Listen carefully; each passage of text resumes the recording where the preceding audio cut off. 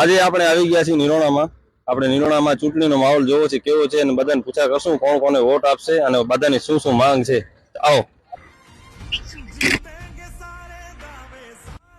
તમે શું કહેવા માંગો છો? ચૂંટણીમાં તમારી શું માંગ છે અને તમે કોને મત આપશો? અમારી માંગ કઈ નથી, જે મુસ્તાકભાઈ કહેશે એને વોટ આપીશું અમે. બરોબર. તમે ગામના જાગૃત નાગરિક લાગો છો. તમે બધી સરકાર જોઈ લીધી હશે, ભાજપ, કોંગ્રેસ, આમ આદમી. હવે તમે મત કોને આપશો? મુસ્તાકભાઈ કહેશે એને આપશું મત. બરોબર. આ નિરોણા ગામમાં મુસ્તાકભાઈ નું વર્ચસ્વ બહુ વધારે લાગે છે. કાં તો એ મોટા રાજકારણી છે અને કાં તો સમાજના પ્રમુખ લાગે છે. તમે શું કહો? મુસ્તાકભાઈ ક્યાં મળશે આપણને? હાલો હાલો હાલો.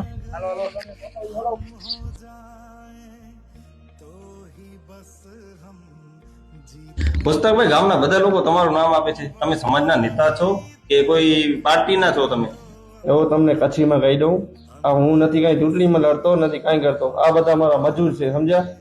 ઈ મને નેરો પગાર વધેલા કહીએ તા ખપે એટલી નાની સતાઈ તા ખપે તા દોડતા એની પગાર નહીં વધે. બરોબર ને?